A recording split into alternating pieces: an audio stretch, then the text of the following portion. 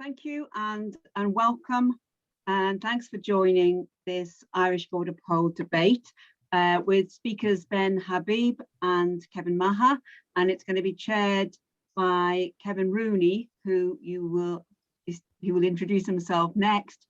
Kevin is the editor of the irishborderpoll.com website, and he's also an author, including of a book, Who's Afraid of the Easter Rising.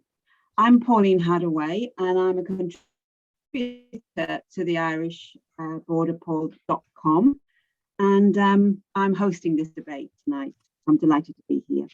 The debate is called The Union or a United Ireland, and it really sets out to establish and explore the most persuasive arguments for the Union and for Irish unity. A few words about irishborderpoll.com before I introduce the speakers.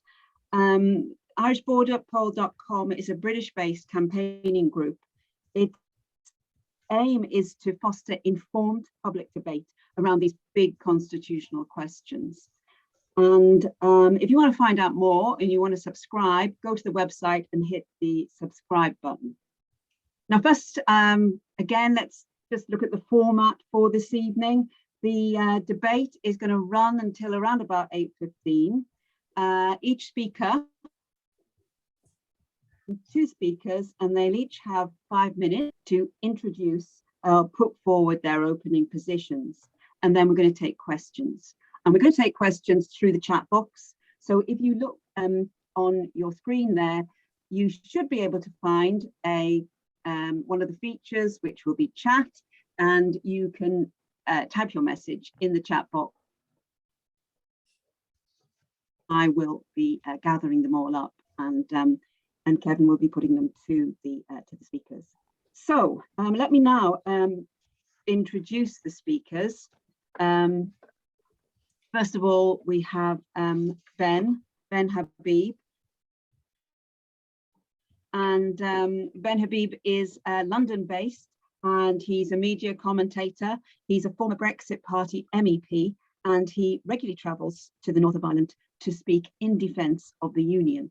And he's currently taking a case against the Northern Ireland Protocol to judicial review. And that case is being heard in the Supreme Court in November. And I'm sure he'll tell you all about that and his position in relation to that. So welcome, Ben. And our second speaker is Kevin Meagher. And Kevin is based in Sheffield, and he too is a media commentator, and he's the author of several books, including A United Ireland, Why Unification is Inevitable and How It Will Come About. He's a regular contributor to irishborderpoll.com, and he's also the assistant editor of the political blog Labour Uncut, and a former special advisor to Sean Woodward, who was the last Labour Secretary of State for Northern. One last thing before I hand over to Kevin Rooney, and that's to thank Harley Richardson, who's going to be behind the scenes, keeping us technically, I hope, on track and assisting us in that way. So thanks, Harley. I think that's it, Kevin. I think I'm ready to hand over to you, Kevin Rooney. Thanks, Pauline. And can I just say before we take the speakers, thanks again, Ben, and thanks again, Kevin, for agreeing to speak. And if you're looking at Twitter this past few days, there's been a few choice words expressed about both the speakers from the other side of the fence. But we're all good people tonight, I'm sure, who tuned into this debate. So feel free to get stuck into the speakers in the best possible way, have huge disagreements, challenging questions, but let's at all time keep it civil. It's not that often we get both sides of the constitutional debate actually engaging with each other, so it's good that we're doing that tonight. And I just want to thank again our two speakers for being brave enough to engage with each other. Right, without further ado, both speakers will set out their opening 5 minutes. I'll go and ask them a few questions after that. So Ben, it's over to you. Welcome, Ben. Tell us your thoughts on the Union. Well, thank you very much, Kevin. And thank you very much, Kevin Meagher, Pauline and Harley for organising this evening and for having what the vast majority, I imagine, of listeners would regard as, someone not entirely friendly to your position. It's a very difficult debate, debates about sovereignty, because they go to the heart, not just of one's rationality, but they go to the heart of one's emotional setup, which can be a function naturally of your culture, where you were born, your parents' views, your immediate neighbors' views, and so on and so forth. So it's not an entirely rational debate that we can have, but I'm going to try and be as rational as I possibly can within those parameters. And before I start, I'd like to also just draw the difference between, I think, two different positions on coming at this debate. Essentially, I think the primary position, which is from, I imagine, where most of the listeners to this program are coming from, is one of Irish history, the island of Ireland, its genesis, the last 100 years of Northern Ireland being separated, if you like, from what we in Great Britain call the Republic of Ireland. And that sort of microcosmic debate, if you like, without wishing, I'm not diminishing the debate by calling it microcosmic, but it's a very local debate. And then the other side of the coin is where I think principally I come from. And that is not, I'm not looking at the history of Ireland. I'm not looking at all the gripes and complaints and the cultural differences that have grown up over hundreds of years and the differences between the various people. I'm looking at it really principally from the position of Brexit, being relatively new to the politics of Northern Ireland and Ireland itself, and looking at it as a proud, concerned citizen of the United Kingdom. And I think what might even differentiate me from Boris Johnson and other people, there are lots of things that differentiate me from Boris Johnson, but one thing in particular that might differentiate me from other British politicians is that I see the United Kingdom really not as 4 provinces or 4 countries coming together. I see the United Kingdom as an integrated country. I was brought up with the Union Jack. Some of you will no doubt be rolling your eyes when I mention a flag, but I mention the flag because it embodies the United Kingdom. It's what I grew up under. So I believe in the United Kingdom as a whole country. And I was drawn into the Irish debate, not because I've got a view on the 400 years history of Ireland, but because I had a view on the independence of the United Kingdom outside the European Union. And the reason I got drawn in is because very quickly after we voted to leave the EU, it became clear that the European Union, and in my view, those in government in the Republic, what we call the Republic, what you call Ireland, used the Northern Irish issue as a mechanism to somehow try to defeat Brexit and try to defeat the United Kingdom, which I regard as an integral unit of sovereign entity, try to undermine that integral unit from actually leaving the European Union. And when I was an MEP, I heard many European MEPs and commissioners talk about the price of Brexit being Northern Ireland. What they were trying to do, and what they have, I think, very successfully in many ways done, is damage the integrity of the United Kingdom if we had the temerity to leave the European Union. So this, for me, is not a fight over the last 400 years. It's not a fight between Northern Ireland and the Republic of Ireland. This, for me, is a fight between the integral unit of the United Kingdom and the European Union. We have, and I don't think many in government appreciate it, we have a hostile power in Brussels that wishes to undermine our country because it wants to leave the EU. It needs to send a message very loudly and clearly to member states, other EU member states, that they must not make the same decision that the United Kingdom did. And its interest in Northern Ireland is not the interest of the people in Northern Ireland. The EU's interest in Northern Ireland is either to use the Northern Ireland Protocol as a mechanism to bring the entire United Kingdom into the regulatory framework of the EU and therefore under its influence, or if the UK has the further temerity to refuse to do that, to effectively take Northern Ireland out of the UK. Now, I'm sure the majority of the people listening tonight wish to have a united Ireland.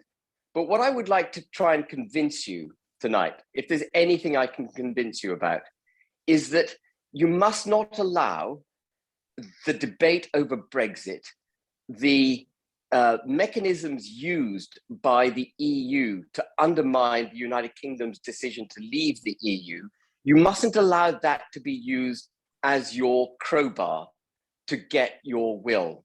Because in doing that, you may succeed. And actually, I've got great fear for the Union of the United Kingdom, and you may succeed, but it's going to come at a very vast cost.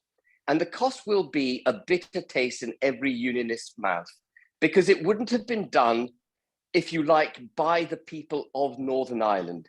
It would have been achieved by a foreign power, in this case, the EU, effectively subjugating the will, not just of the people of Northern Ireland, but the will of the United Kingdom, the will of the people of the United Kingdom. So my fight here is not with the Republic of Ireland. My fight here is not 400 years of history. My fight here is with the EU. If the people of Northern Ireland should, in accordance with the Belfast Agreement, the Belfast Good Friday Agreement, decide that they wish to join a united Ireland, well, that's a separate matter, but we haven't got there. And we must not get there by using the iniquitous protocol, which is an agreement that, in my view, breaches human rights because it foists foreign laws on the people who have no voice in the making of those laws. It's the essence of taxation. And I'll give you 30 seconds to round up, please. It's the essence of taxation without representation. If the people of Ireland want a united Ireland, then it has to be done through the Belfast Agreement, not through the protocol. Thanks, Ben. That was brilliant, and it was clear as a bell, and you've set your stall out brilliantly. Some people will like it, some might not, but it's clear as a bell, so thank you. Great start, Ben. And Kevin, straight over to yourself. Thank you, Kevin. Can you hear me okay? We can. Oh, that's okay. Lovely. Thanks, everybody, and hello to Ben, and thanks for participating in the debate tonight. The Union or a United Ireland? I'm minded to start by the remark of an Aaron Bevan, who pointed out that in politics, being in the middle of the road is the surest way to get run over from both sides of the street. The future of Ireland, as tonight's title suggests, is binary. There is either a united or reunited Ireland, or partition and Northern Ireland endures. It's as simple as that. There is no third way. And the moment when the demand that constitutional position is tested, in my opinion, draws ever closer. So let me briefly try and encapsulate my argument about why change, I believe, is inevitable and, frankly, desirable. It's a combination of factors, but the nub of it is this. Ireland has changed. Britain is changing. Irish unity is an economic no-brainer. A growing number of people across Northern Ireland wants constitutional change, and there's an established mechanism, as Ben pointed out a moment ago, in the Good Friday Agreement to bring it about. Let me develop that a little bit more, if I may. The economic fortunes of Northern and Southern Ireland, that's capital N, small s, have completely reversed in recent decades.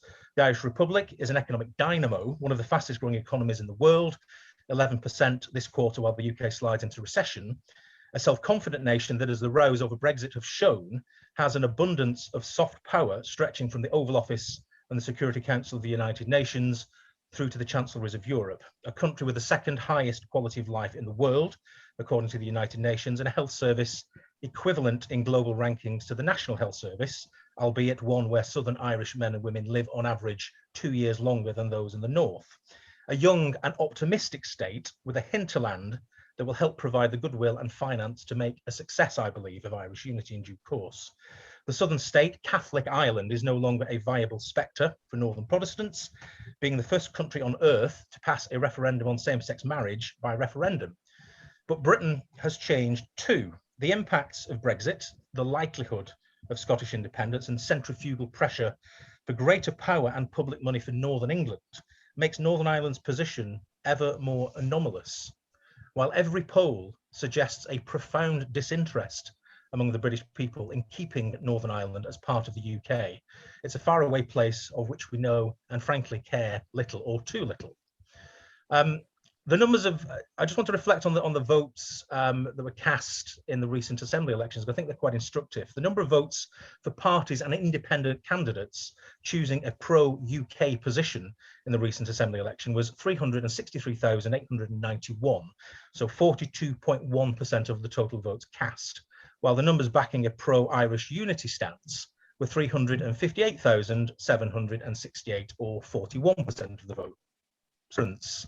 Then of as little as 5,123 votes. There was also a hefty chunk of the electorate, about 140,000 people, backing parties like Alliance and the Greens, who eschew a binary position on the UK United Ireland question. However, while not voting Orange or Green explicitly, their second preferences weighed heavily towards nationalist parties like Sinn Fein and the SDLP, offering an insight into which side of the equation they have most instinctive sympathy for when a border poll eventually comes around.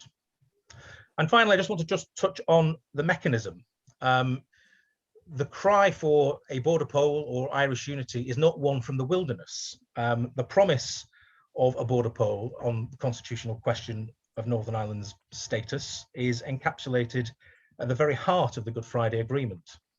There is a legal guarantee of a border poll, a referendum on Northern Ireland's constitutional status, but also a legal requirement on the British government in due course to call one. So to recap, Irish unity makes sense economically. The numbers of people in the north that back it as a proposition is growing and has virtually reached a tipping point. And as a sort of visual metaphor, for me, Irish unity is a bit like a piece of, I don't wish to be this in a sort of pejorative sense, but it's a bit like a piece of driftwood in the surf. It will reach the shoreline eventually. It's inevitable, it's inexorable. Elemental forces are pushing it along. So why not seize the opportunity and shape the future rather than just wait for the inevitable? I'll pause there. Kevin, that's brilliant as well. So absolutely equally clear as a bell. So we know where we stand. We've got two good positions. I've half a dozen questions for each of you, but you'll be glad to know I'm not going to ask all of them. After a wee while, if people are coming in on the chat box, we'll take some of their questions. But let me start with a question for both of you. And Kevin, you can go second, but the question I'm going to ask, I want you to come back on in a wee minute is, what do you think of Ben's sort of core argument? And it seems to me he's got two core arguments, but the one I want you to tackle is he's effectively, I think, suggesting there's maybe not that much agency behind the campaign for United Ireland, that really it's all coming from the European Union and the Dublin government, not because they're mad for United Ireland, but they want to undermine Brexit. And that's dangerous, and that might come back to haunt United Irelanders. I would like you to come back on that in a wee minute. Yeah. Ben, the question I want to ask you now, first of all, you make your speech, which is clear as a bell, about Brexit and about the difficulties of Europe and the Dublin establishment undermining Brexit. That's dead on. But did you notice that Kevin's speech was about the benefits of United Ireland? What I want you to do now, Ben, first of all, I want you to speak to all the listeners tonight and tell them what's the benefit of the union. Why should people in the north of Ireland listen to you? Sell the union to them, please, Ben. Well, I've got a couple of things to say on that. First of all, and I make no excuse for this, it's just a matter of fact. Successive British governments have ignored Northern Ireland. They've seen Northern Ireland wrongly, in my opinion, as a deficit economy. And because effectively the United Kingdom is run either by the Labour Party or the Conservative Party, and there are no Conservative Party MPs or Labour Party MPs in Westminster from Northern Ireland, it doesn't have a proper legitimate, it has a, sorry, forgive me, rewind that. It doesn't have a powerful voice in Westminster, and it has been overlooked. And the classic example I have for that is the train time from Londonderry to Belfast, which is 2 hours, 20 minutes, 70 miles, 30 miles an hour, you know, things haven't improved in that respect since Victorian times. You take the Republic of Ireland, Southern Ireland, whatever you want to call it, forgive me if I'm offending anyone, and it has had massive EU subsidies, significantly also, therefore, by the British government, massive EU subsidies, whereas Northern Ireland didn't, because the United Kingdom is not a net beneficiary, it's a net payer to the EU. And the other massive significant difference between the Southern Ireland, Republic of Ireland, and Northern Ireland is that you had a massively low corporation tax rate.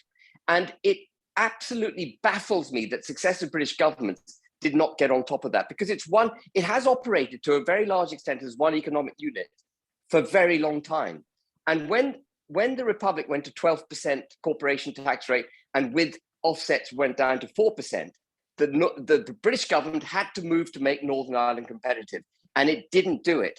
So from the economic perspective, there's a hell of a lot Westminster has to learn. But I believe it's deliverable, and it requires someone better than Brandon Lewis or his predecessors as Secretary of State for Northern Ireland. Okay, Ben, it's funny, your point there, I actually heard you make a very similar point last week in Talkback on Radio Ulster about the South. Can I tell you what I thought last week and what I think tonight, listening to you? You're making the argument for United Ireland. So my question to you is, what's the argument for the union though? Because honestly, and obviously I'm editor of irishborderpoll.com, and so you know that I want the United Ireland, but I'm desperately trying to be impartial. But what I'm asking you, Ben, is apart from Brexit, I understand why the EU and the Dublin government can be very annoying because of the Brexit issue, your position on Brexit. But when you think the majority of people in the North didn't vote for Brexit, I'm asking you, can you make an argument to those people in the North about why they're better off in the union?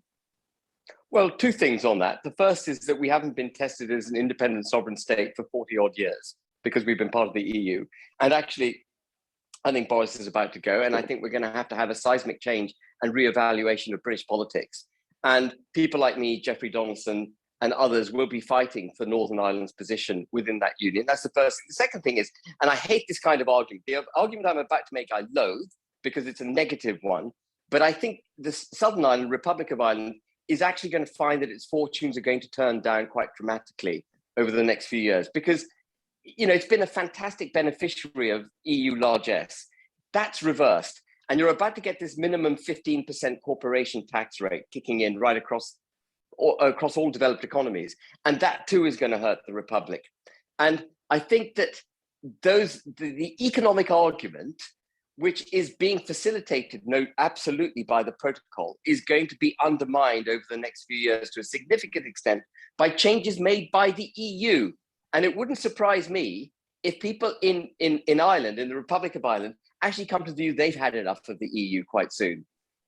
Brilliant, Ben. I mean, that's great. Kevin, over to you for your specific question.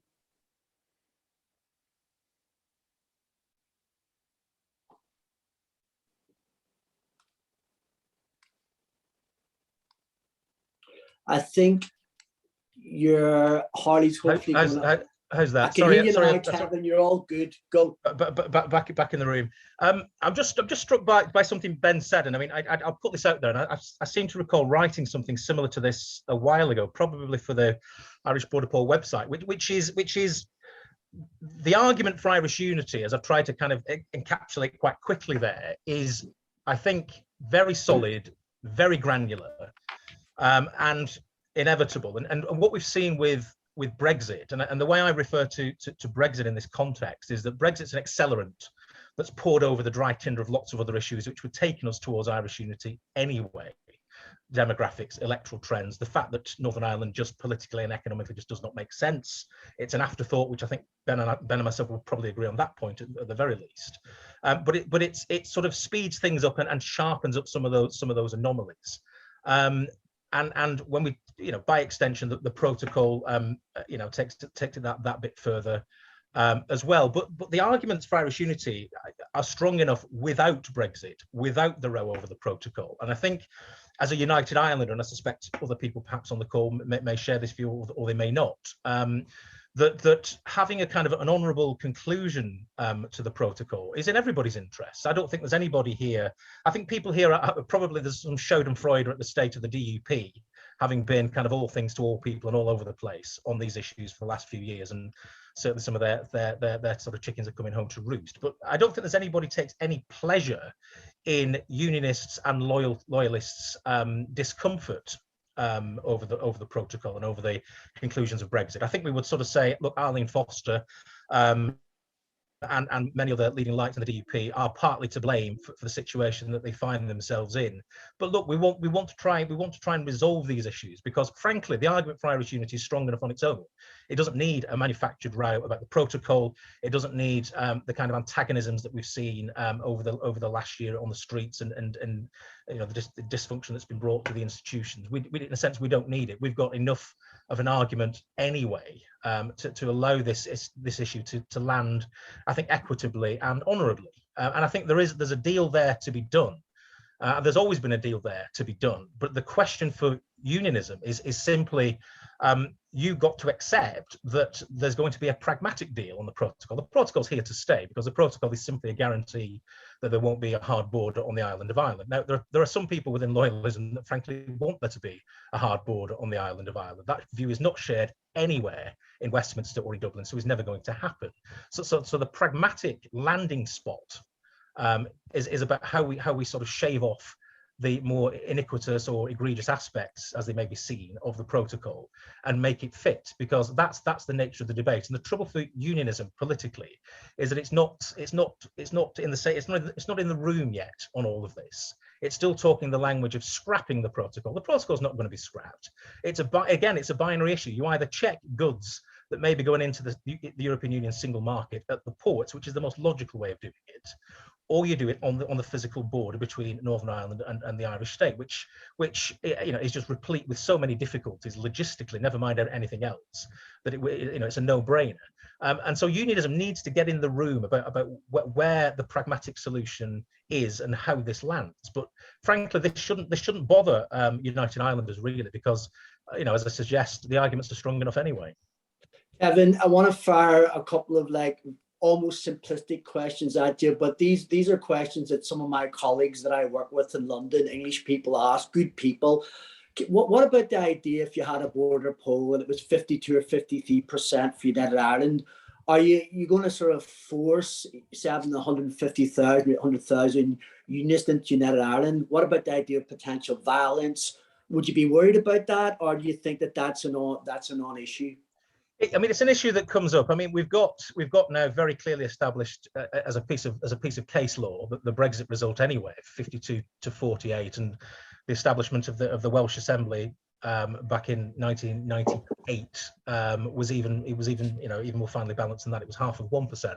So I think with a referendum, the result is a result is a result. And where I suspect there'll probably not be lots of areas of agreement between Ben and myself, but I've always taken the view of the Brexit result, that result must stand. And from day one in 2016, the public have had their say.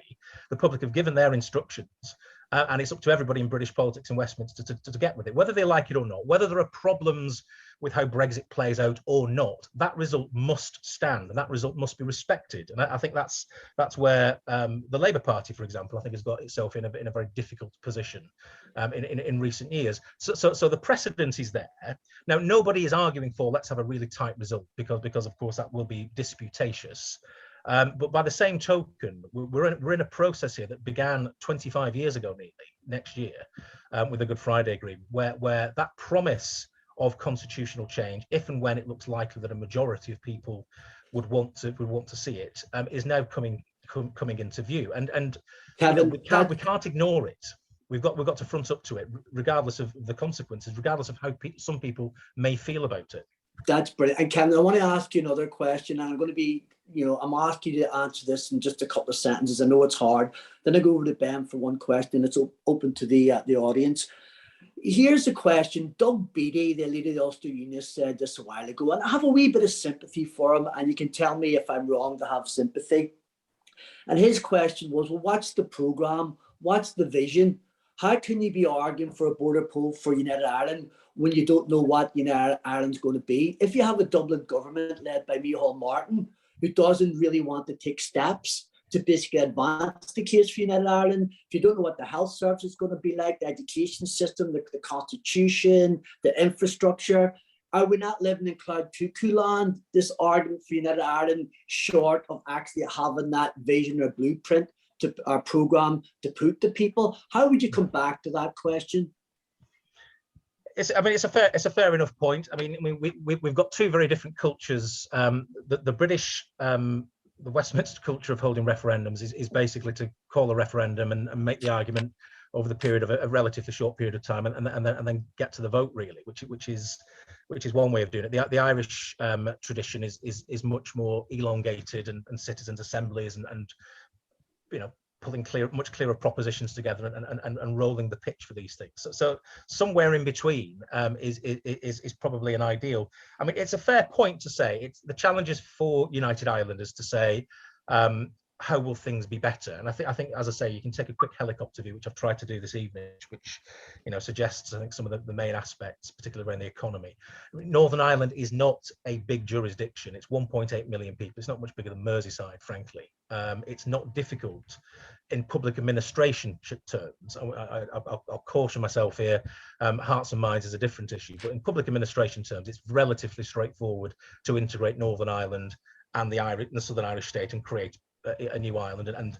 But there needs to be more pace in the conversation, and for me it's kind of around four themes, and it's about an integrated national economy, it's about shared public services, it's about the institutions that are relevant for a single Irish state, and it is about symbolism and hearts and minds. And that's a difficult one, and that's often the go-to for everybody to talk about orange marches or flags or anthems and all the rest of it. But for me, the other three are the really important ones to get right. That we've got to make sure that people, particularly in Northern Ireland, benefit economically and quickly from this new arrangement, and I believe they would. And I think studies indeed show that. But we need to be clearer as well what the political institutions are, because the fear that a Protestant unionist population would be marooned in this new state, I think is for the birds, frankly. I mean, just in terms of raw numbers, they would constitute a pretty sizable chunk of the electorate and be a very powerful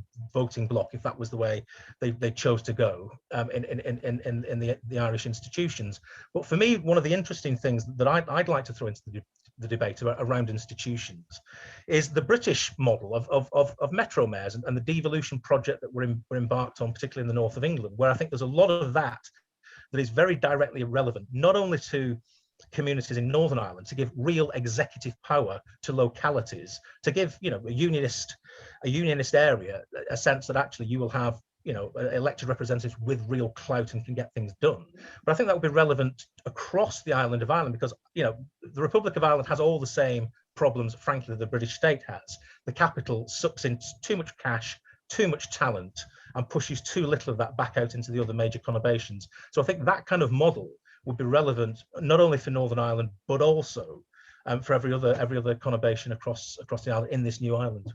Kevin, that's brilliant, and thank you. I'm about to go to Ben for a question, but Kevin, thank you, because they were big questions and I'm making you answer in a very concise way. Now, after I ask you this question, Ben, I hope Pauline's going to come in. If Pauline can indicate to me that there's questions coming from the audience, that would be good. I've got more questions, but after this question, Ben, I'm going to go to Pauline and see if some of the audience have got things they want to ask or contributions they want to make.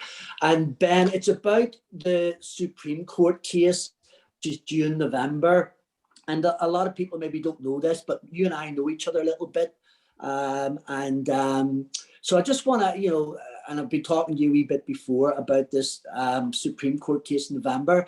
If the British Supreme Court in November, Ben, say that actually the protocol's okay, it's compatible with the Act of Union, there's not a problem, will you at that point effectively accept parliamentary sovereignty and the fact that Parliament approved the protocol previously, and that the Supreme Court says that it's not a problem against the Act of Union? Or would you still have a problem and not accept that decision, Ben? Before I answer that question, I just want to come back on two things Kevin said. First, the first and foremost, and something that has to be debugged and is fundamentally important for people to understand, is that having a customs border between Northern Ireland and the Republic of Ireland does not constitute a hard border. It's an emotive term designed to advance a United Ireland's cause. It was an emotive term used, frankly, and I'm going to offend people right now. It was used to threaten terrorism if customs checks were put in at that border. The fact that Kevin can make the argument that customs checks on that border would constitute a hard border, but has no sympathy for the fact that an Irish sea border must, by definition, in his own mind, be as equally hard in order to be an effective customs border, says to me, Kevin is not being honest with himself or the people on this chat. There was never, ever any threat of a hard border. And let me define what I think is a hard border, which is the return of military installations at the border between Northern Ireland and the Republic. There was never any threat of that. The British government repeatedly said there would be no checks on the British side of that border. And indeed, there are no checks coming in for goods from under the protocol, no checks on goods coming from Northern Ireland, whether they're from the Republic originally or Northern Ireland, into Great Britain at the moment. The British government has been absolutely straight on that point. If there was going to be any checks taking place, they would have been instituted by the EU. So this was whipped up by the EU, absolutely was. And if the IRA were going to be resurgent on the fact that EU checks were going to take place on the Irish side of the border, it would have been Irish border checks they would have had to been targeting. And I find that absolutely unacceptable as an argument that there would have been a hard border between Northern Ireland and Ireland. And I just want to finish on that point before I finish on it. I just want to say there's been a border there for 100 years. The Good Friday Belfast Agreement recognizes that border. The border separates two jurisdictions, two currencies, two different taxation systems, which we've already talked about. So this notion of a hard border is a false argument, and it's one that people who are pro-nationalism have to drop. The other point that I want to pick Kevin up on is he said the process of unity started 25 years ago. Unionists don't see the Belfast Agreement as a process. They see that as a settlement. The Unionists see the Belfast Agreement as a settlement. It is not a staging post. No way. It is not. No way. And the Unionist argument is that the Belfast Agreement has been hijacked as an accommodation for nationalism, and the nationalists keep promoting. Well, Kevin, I listened to you very silently, and you spoke at length. So I'm going to address these two fundamental points.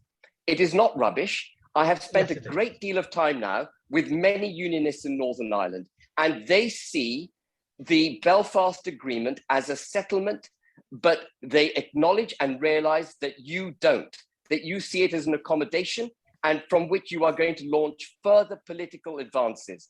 And that cannot be allowed to happen. And lastly, the protocol is designed to create a unified economic unit on Ireland and rob Great Britain from its unity with Northern Ireland. That's the purpose of the protocol. The purpose of the protocol is to annex Northern Ireland. That's what's happening right now. We've seen a diversion of trade. Under the protocol, Article 16 is justifiably invocable right now. It hasn't been invoked because the British government hasn't got the guts to do it, but absolutely all the prerequisites for an invocation of Article 16 exist. And in terms of the Supreme Court, Kevin, is never going to rule that the Act of Union has not been subjugated, that Article 6, which requires that the people of Northern Ireland are on an equal footing with Great Britain, will never be found by the Supreme Court to be the case. The Supreme Court, if it finds anything, it's going to confirm that the people of Northern Ireland are not on an equal footing with the people of Great Britain, but that somehow that was legally done. And for me, this is the affront. This is the legal affront that both courts, which we've been so far, have found that the Act of Union has been breached, has been subjugated, but that wasn't significant enough to require a plebiscite in Northern Ireland before it happened. And you can't have both those things coexisting. You can't say that the act of union no longer stands, but that's not a significant enough event for a plebiscite to take place. And Okay. that's my problem with where we're going on the judicial system at the moment, the judicial process. Kevin, by the way, I like the passion. So keep it civil, lads, and let each other speak. But I like a little bit of passion. So Ben and Kevin, feel free to get stuck into each other in the most civil way possible.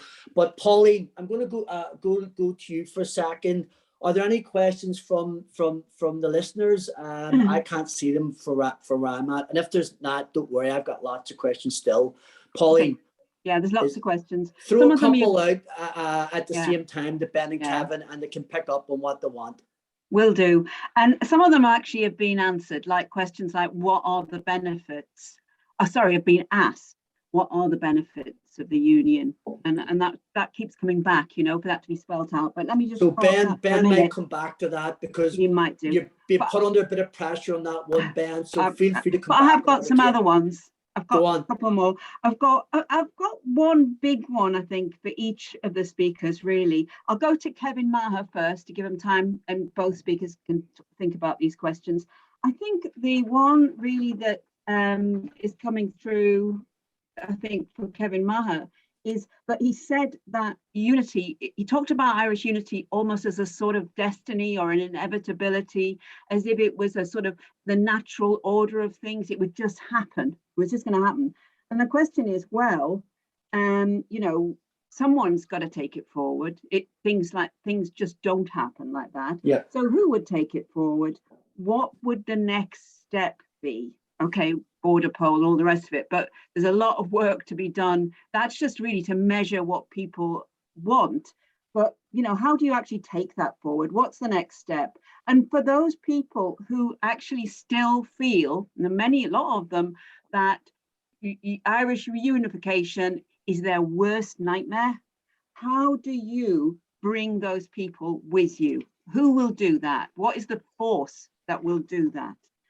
And then the question for Ben, I think, is back to this question of democracy. And a lot of people are asking, you talk about, you've made a case for, people taking back control of their democratic rights in Britain.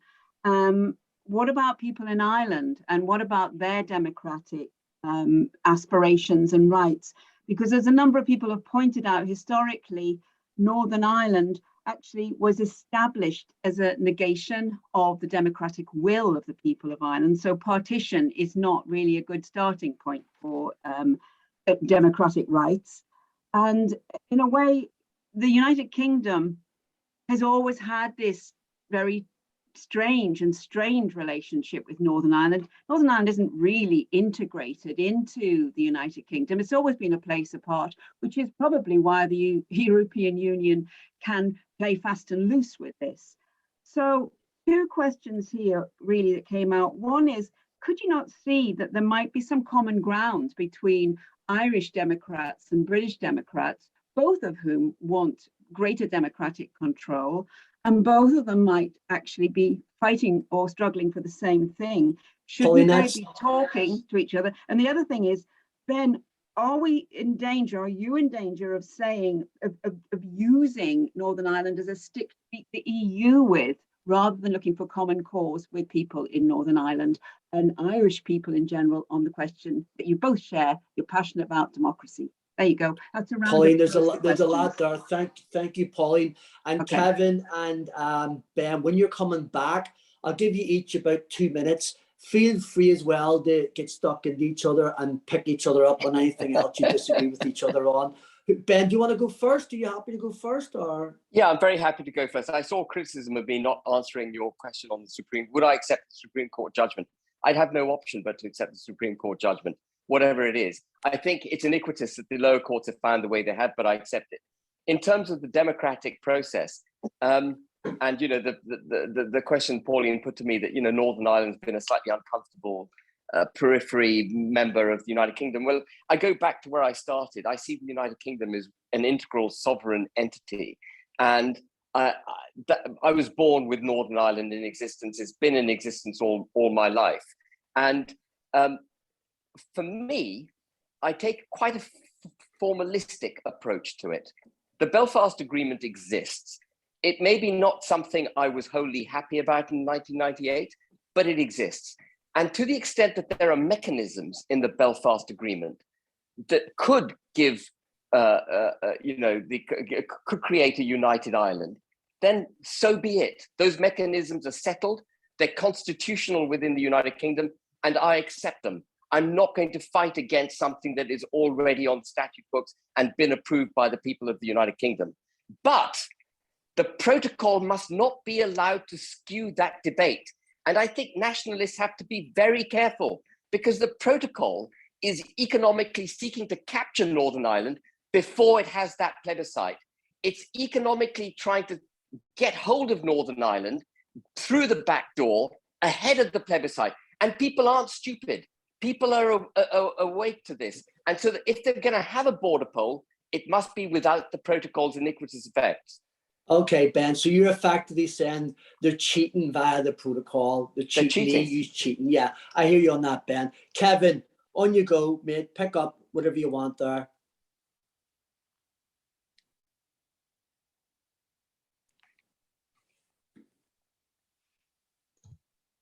Sorry, I'm all thumbs here with the mute button. I'm going to leave it alone. Don't worry, mate. I mean, just on Ben's final point there again, and just to re-emphasize what I said a few minutes ago, United Islanders don't need to win on points with the protocol. I mean, the protocol is a result of all the anomalies, the century-long anomalies of Northern Ireland's existence. That's what that's about. I mean, we don't need to kind of win in an underhand way. Our arguments are very, very strong anyway. Just a couple of things. Somebody mentioned a few minutes ago about the next steps in the process, and just let me just sketch out just very quickly as how I see that happening. There's going to be a lot of pressure because the part of the Good Friday Agreement that relates to how a border poll is called is written in an elliptical way, because 25 years ago, important though that the provision is, and it's been there baked into the very heart of the agreement. This is why the Good Friday Agreement is not a fixed settlement, whatever anybody thinks, and perhaps in the unionist community. And I frankly don't buy that anyway. But it's a weather vane. And when the constitutional wind blows in a different direction, then the weather vane blows in a different direction. And that's been, I think, very clear for the last 25 years. But let me just very briefly sketch out what I think will happen. One, I think the criteria in the agreement will have to be fleshed out. What is reasonable to say that we've arrived at a point where the constitutional question should be tested. Now, I mean, as I spelled out a few minutes ago, we're talking 5,000 votes in the recent assembly elections. It's as close as that. But there's a whole range of other criteria that are coming along. We'll see a bit later in the year that the results of the census now. I mean, of course, not all Catholics want a united Ireland, not all Protestants don't want a united Ireland. But it's an indication that Northern Ireland, as it was constituted 100 years ago as a Protestant unionist fief. I mean, that's not a pejorative term. It just was. That has changed. That has irrevocably changed, and that the demand for constitutional change, the request for constitutional change, is entirely legitimate. It's, as I say, baked into that agreement, and there comes a point where you can't put up any more criteria to stop that from happening. So we get to that point in the north. What changes in the south? We've got a general election by January 2025 in the south. All the indicators suggest that Sinn Fein will be part of the next Irish government.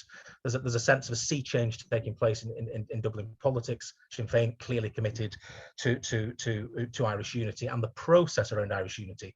But the interesting thing over the last couple of years, with the kind of failed British statecraft around Brexit and the protocol, is the greening of Dublin politics. You're getting figures now in Fine Gael. I mean, Fine Gael, is the kind of Irish Tory party.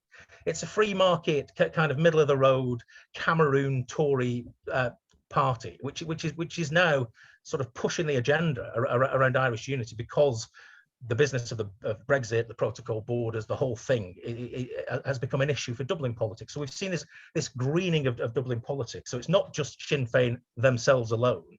It's Sinn Fein plus all the other parties as well that are now interested in this debate. So you know, a pivot turns there as well. And that then I think suggests back over in Westminster that if you've got demonstrable demand in the north and you've got an Irish government that in the parlance of eBay is willing to collect, that Westminster will be willing to deal. Now, there was a very interesting interview a few weeks ago on Sky with Oliver Dowden, the chairman of the Conservative Party, who was asked by Kay Burley explicitly around, in light of the Sinn Fein, the Sinn Fein result in the Assembly elections, about Irish unity. And he had a very careful circumlocution around in due course, it will be our obligation under the Good Friday Agreement, solemn and binding obligation, to call a border poll in due course if those criteria are met. Still a conservative, still a unionist, blah de blah, but actually recognizing that is cause and effect. So Westminster will deal in due course, because partly it will expect, frankly, the Irish to do the heavy lifting, which is now happening anyway. So I think the process you start to see is in three parts: developments in the north, developments in Dublin, which will come to fruition, in the next 2 years, and then developments over in Westminster as well. So over the course of the next 2 to 5 years, we may be in that position where, again, the constitutional question is tested, and all the British government is obliged to do. It's not going to go out there and campaign for Irish unity. It's all it has to do is to honour the obligations that were made a quarter of a century ago in the Good Friday Agreement. That's all it's obliged to do. And I think it will do it, particularly in the context, as I say, of the Scottish independence is not going to be put back in a box anytime soon as well. There may be a tipping point that is reached where we say, actually, the United Kingdom will reshape and reform as it has done before. And as I say, Northern Ireland has got a legal guarantee of a poll, and the criteria for that, frankly, I think they're probably met anyway. But I think within the next 2 years, there won't be an argument that you can put up against it. Kevin, that's very, very interesting. I'm going to go ask Ben a question, and we'll go to Pauline, who else has come in from the audience. But I want to ask you a question to come back on later. What do you say to the argument that unionists and actually some non-unionist commentators will make, that actually, if you look at the figures of those in support of United Ireland, that it's been pretty static for about 20 years, actually, and it hasn't actually risen. It's risen very, very tiny bit. So effectively, what I'm inviting you to do there is perhaps talk about the neithers, the in-betweeners, that non-aligned constituency the next time you come back. Especially perhaps some of the English audience might not be that familiar with them. So your thoughts on that would be good. Ben, the question I have for you is, you keep coming back, which is dead on, because that's what you're calling Brexit. So when Pauline asked a question from a member of the audience, it got me thinking about something. It got me thinking about an article on irishborderpoll.com. In fact, there's been a couple of them. One by Ramsey and another actually by Pauline Hathaway, who's the host tonight. And they're Brexiteers, Ben. But they say for Brexit to be truly democratic in Britain, that you actually have to have a border poll in north of Ireland, and you have to campaign to allow people in Ireland to exert their sovereignty. What do you say to that argument, Ben? And what I'm really trying to ask you as well, you're mad for Brexit and sovereignty, and that's completely dead on, and I respect that. Does sovereignty for Britain, does a democratic Britain necessarily have to have the 6 counties as part of it, Ben, is what I'm asking. Any thoughts on that before I go back to Pauline, Ben? Well, I mean, as I said, I accept the Belfast Agreement. I accept the Good Friday Agreement as it's drafted. I don't think it's a staging post. I think it may be, as Kevin described, a weather vane, but it's not a weather vane that changes, if you like, moves across the spectrum very slowly. It's binary. You either are part of the United Kingdom, or you're going to go to join the Republic of Ireland and become a united Ireland. And my problem with the protocol is that I think it breaches the Belfast Agreement. It breaches the constitutional settlement of Northern Ireland. And So when Kevin says with great confidence that the British government will uphold the Belfast Agreement, what he means is it'll come to heel if and when United Ireland comes over the parapet. But actually, the British government has already turned its back on the Belfast Agreement, and it acknowledges it's turned its back on the Belfast Agreement. When you listen to Lord Frost and the Prime Minister now, they keep saying the protocol breaches the Belfast Agreement. They say it themselves, but they put the protocol in place. So the protocol has to go. If you want democratic will to be exercised democratically, the protocol first has to go. The protocol cannot be used as a mechanism in a democratic process. Okay, Ben, but just the people who are now saying the protocol breaches the Good Friday Agreement are people who didn't support the Good Friday Agreement in the first place, like Michael Gove and Boris Johnson. But that doesn't matter, Kevin. No, it doesn't matter. But you would understand why some people might have a wry smile about trying to take those arguments seriously. But let me ask you this finally, really quickly, a one sentence answer, Ben. Yeah. Before I go back to Pauline. Do you think a border poll sooner rather than later might be a way of lancing the boil of solving the whole dispute around the protocol? Well, I think the protocol should be terminated. There should be a period of time for things to settle, and then maybe there should be a border poll. Okay, brilliant. I'm enjoying this discussion. Hope the audience are. Thanks, Ben and Kevin, and we'll go back to Pauline now. And if there's any questions, spit them out fast, Pauline, and we'll get another couple of answers in. Hope you can hear me, Pauline. I can hear you fine. Brilliant. Can you see me okay? I can see you, Pauline. Anything else come in?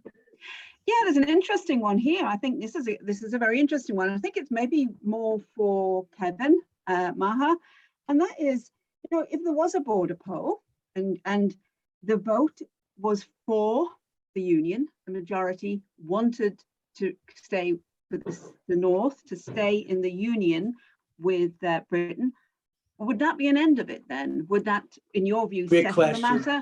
Or would there be still an argument to be made for reuniting Ireland beyond the border poll, if you like? Yeah. Brilliant, Pauline. Thank you. Any that others? was a good one, wasn't it? And also there's another question really, again, about this middle ground, I think. Again, is it still a nationalist versus unionist question? Because there are more and more people perhaps who don't see it in this way and may not perhaps see a united Ireland in the same way that nationalists and unionists have traditionally seen it, but may see something very different. Great question, Pauline. Interesting points, yeah.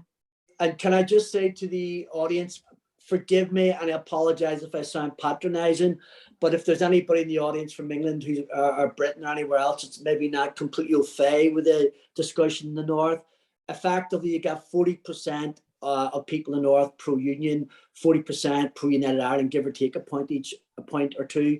And basically, you've got this chunk of about 15 to 18% in the middle, who we sometimes call the neithers, the in-betweeners, the middle ground, who effectively have to be won over by both sides if a border poll were to emerge. And I apologise to the many people who obviously know that, but just in case, I know there's a few English people have tuned in tonight who are maybe not totally clued up on everything. Right, Ben or Kevin, who wants to come in?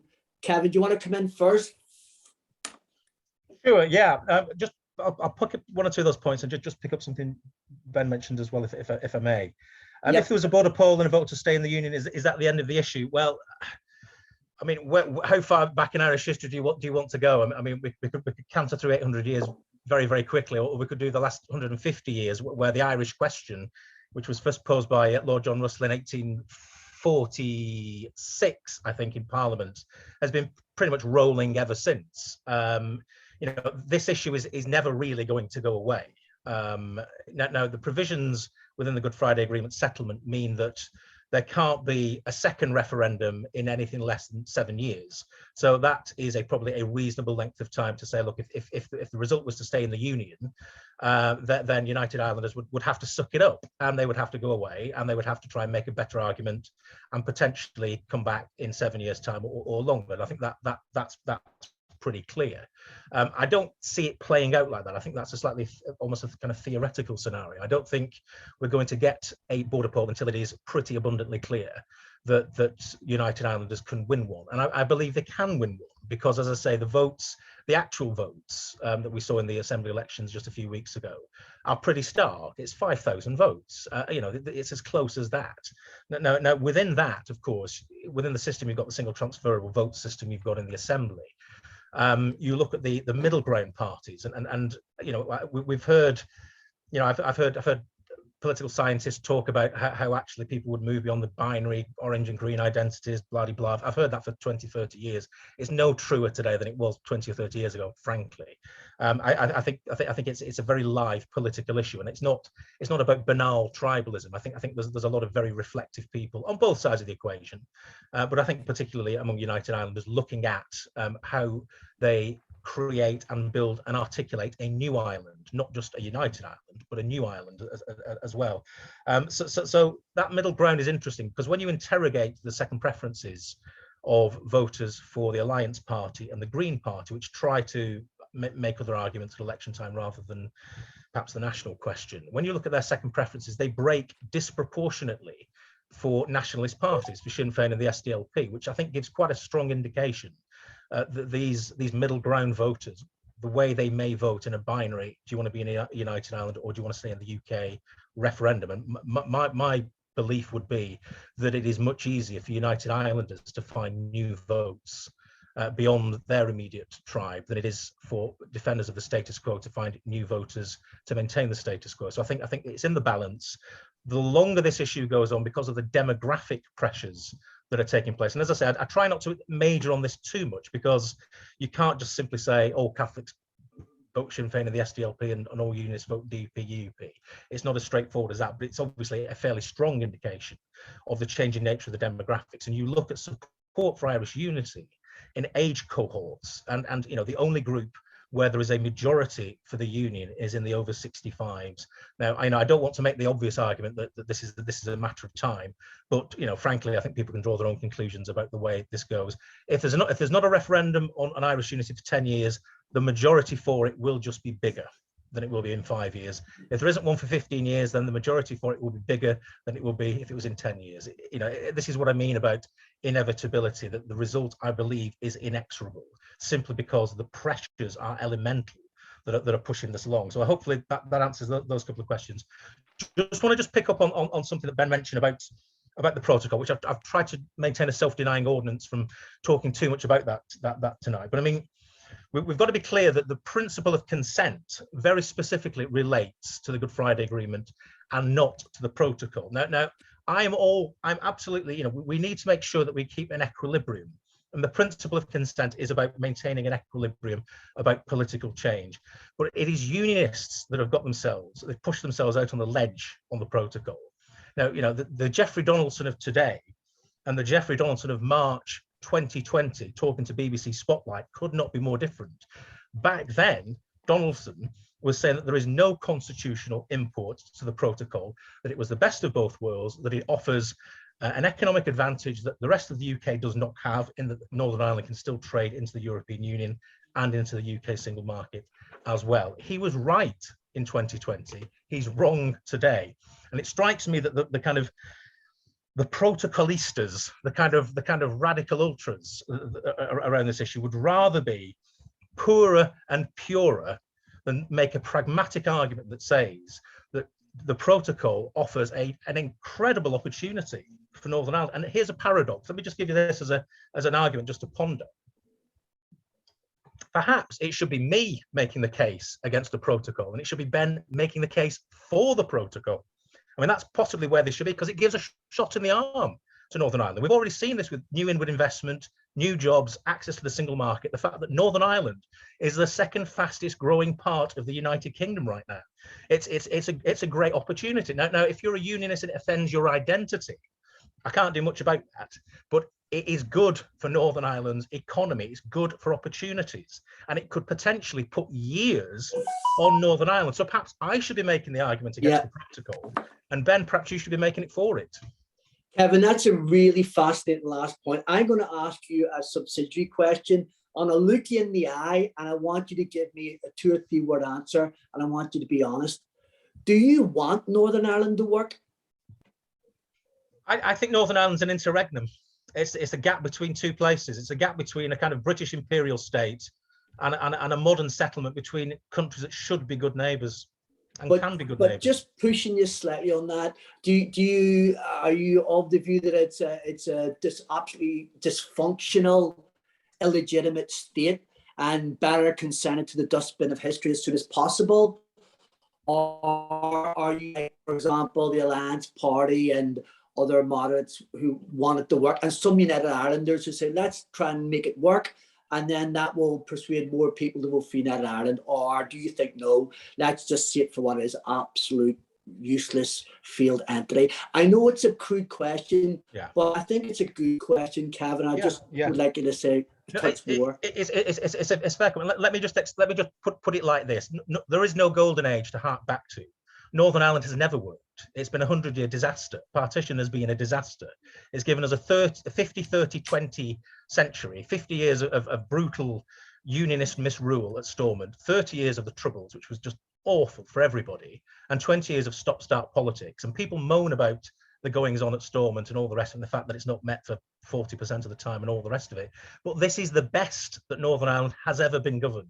This is the best Northern Ireland ever will be governed. It is dysfunctional. It doesn't really work. My view is let's move beyond it.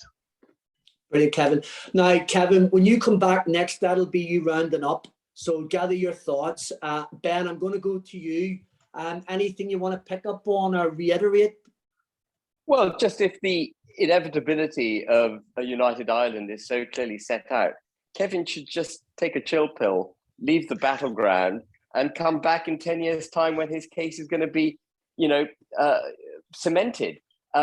This notion that it's on an inexorable march, this notion that Northern Ireland is a failed state, which, by the way, to the extent that it's had trouble, it's because of the Troubles.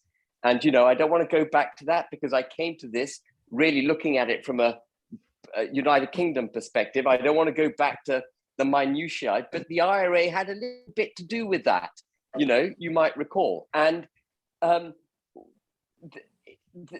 problem Kevin's got in his argument, the problem all nationalists have in their argument when it comes to the protocol, is they're trying to use it as an accelerant.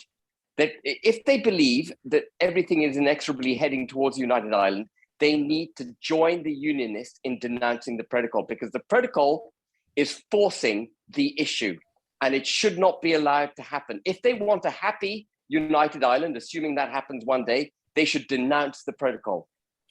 And that's really well made argument, but let me come back to you again. But what about realpolitik? I mean, do you not concur with the idea that actually sometimes you exploit the weaknesses that fall upon your opponents? But this is, let's just get this straight. This isn't the Republic of Ireland. This is not nationalists convincing unionists it's a good cause to become a united Ireland. This is the EU as a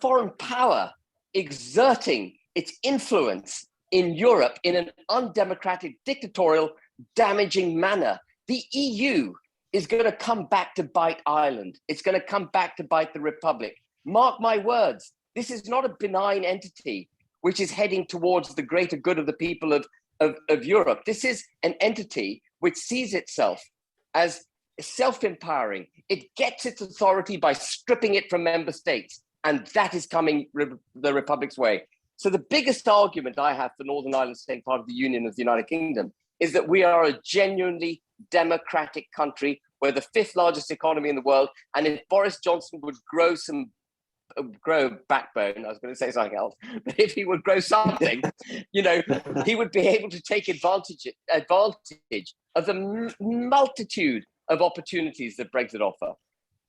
Ben, that's great. Now, what's going to happen is, Ben, you and Kevin are going to give us about 2 or 3 or 4 sentences to wrap up. Leave us with your final thoughts. And I'm going to go to Pauline as well to say, Pauline, is there anybody in the chat who's been absolutely dying to ask a question or make a comment? And if there is, I'll squeeze that in from you, Pauline, before I take Kevin and Ben for the final words. Okay, well, I think it's been lively in the chat now, and I actually apologise because I've been trying to keep up with the stuff that's coming in because a lot of it is really good. What I would say is the question that we just keep going back to is, what is in it for people? And it does actually, sorry, Ben, keeps coming your way, but there's one question here. What would the people of Northern Ireland, how are they better off in the Union? And another interesting question, in what way are the people of Britain better off in the Union with Northern Ireland? And that question of what's in it. And I think in a way that links into a lot of other questions, which really are about,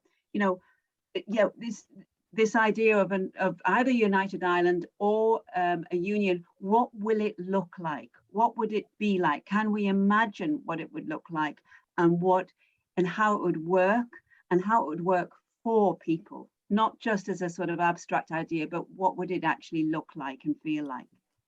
Pauline, that's brilliant. Now, Kevin and Ben, I don't know what the audience are thinking, but imagine this is like a boxing match, and it's Muhammad Ali and Joe Frazier, and we're in the last round, and you're even, and you want to deliver the knockout blow. Give us your final thoughts for the evening before we wrap the discussion up. And why don't I go in reverse order now? Take you, Kevin, for your final thoughts, and then I'll go to Ben. Okay, I mean, final thoughts, I guess. It's slightly where I came in. There is a very strong, very granular case for Irish unity, not only in terms of historical legitimacy, but also, as I say, empirically in terms of being part of one of the most dynamic small economies in the world. We can see all the trends are taking us in that direction, and we've got a mechanism in the Good Friday Agreement to facilitate it. Now, that's a crucial aspect.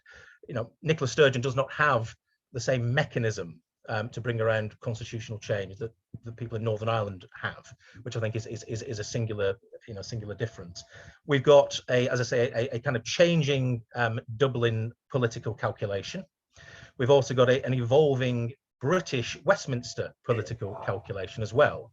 And I think, where will we be in the next 3 or 4 years? Now, I think what will happen is that the age of the bronze, the Brit romantic nationalists that have kind of characterized the Brexit period, the swagger, the certainty, the kind of slight chauvinism, the kind of unjustified self-confidence that Brexit's going to be absolutely marvelous and wonderful. The bronze are in retreat. The bronze are going out of business. We see Daniel Hannan, high priest of Tory Euroscepticism, ruining the fact that we left the single market. We probably shouldn't have done in his view. David Davis, the Brexit secretary, who made kind of one gaffe after another, tells us that everything's going wrong because we have a Remainers Brexit.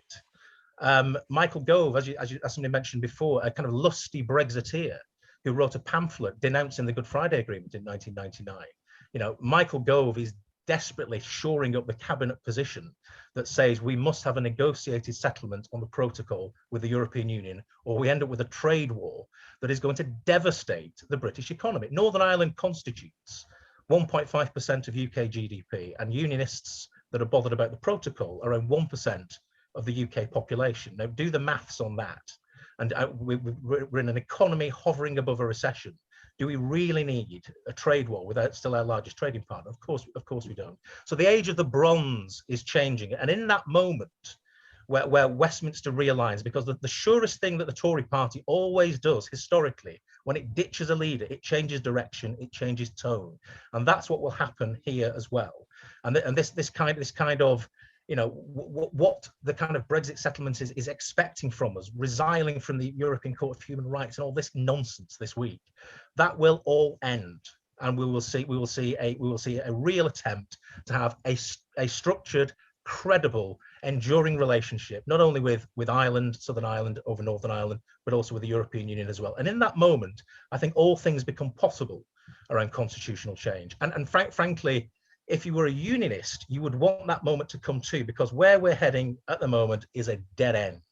And all that's happened is that the protocol and Brexit have turbocharged some of the issues around Irish unity. As I say, They were there anyway, and they would carry on anyway. But the mishandling of Brexit, the mishandling of the protocol, the reaction to it has turbocharged the case for Irish unity. So if you were a unionist, you would want to see an end of the bronze. Thank you, Kevin. Thank you very much, Kevin, indeed. And Ben, last word to you. Well, I think the only thing I agree with Kevin on is that, which he concluded with, was that Brexit has been mishandled. Actually, we haven't got Brexit because Northern Ireland is still stuck in the EU. That's the point. What Kevin fails to appreciate is that the EU is it's an anti-democratic, self-empowering, dictatorial, totalitarian regime, and it will take people like me in the United Kingdom, it'll take people, British people who've stood up to this kind of totalitarianism in the past, to actually open people's eyes and see what the EU is. And if they try to hijack, which they are, Northern Ireland in this process, it's not going to be good. It's not going to be good for United Ireland. It won't be good for nationalists. It won't be good for anyone. Peter Brook was quoted by, this is my final point, Kevin.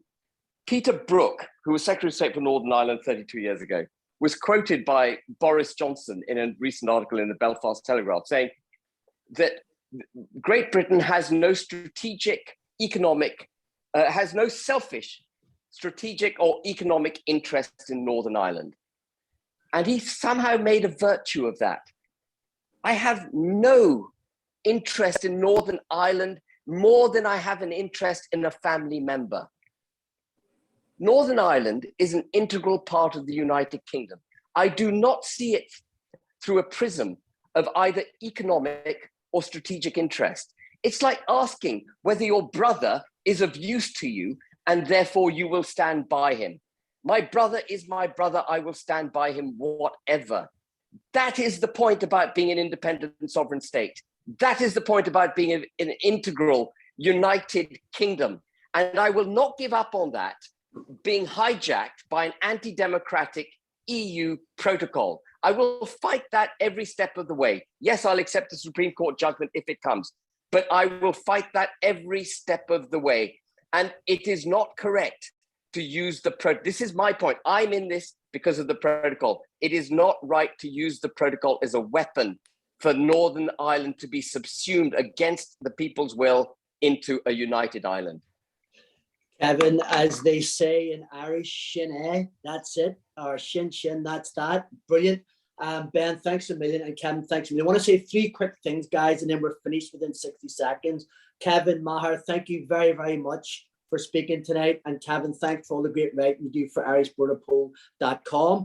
And people, if you haven't looked at the articles, please check them out at some point. But Ben, I want to give you extra thanks because I think, judging by some of the comments going across my screen, you were getting a hard time from some people. And I do really want to say, honestly, I want to say it out loud and record publicly my thanks to you. You didn't have to come on tonight. You didn't have to effectively enter this debate, but you did. And I hugely respect you for it, even though I would disagree with you in many respects. I hugely respect you. And I want to say that out loud in front of everybody. So thank you very much, Ben. Can I reciprocate that, Kevin? And can I thank Kevin, Meagher, Pauline, Harley, and you, and everyone else who's indulged my views this evening. I've seen lots of negative comments. That's absolutely fine. Politics is about division. You cannot win an argument. You can make your case, and hopefully everything is nuanced so people can come together on at least an intellectual basis, if not an emotional one.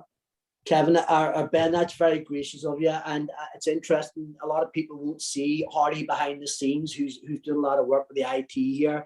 But thank you, Hardy, and thank you, Pauline. And last thing, listeners, if you only come across irishborderpoll.com, feel free to sign up, subscribe to us, and follow us on Twitter. And especially if you live in Britain, please get in touch with us. We'd love you to get involved with us. We've got big plans over the summer going in to the autumn, so it'd be good to hear from you. And other than that, thanks everyone. I really hope you enjoyed it and got something from it. And go and enjoy the rest of your night. I'm about to go to the fridge and open a nice little bottle of wine. And that's it. Thank you very much, everybody. It's time to say goodbye.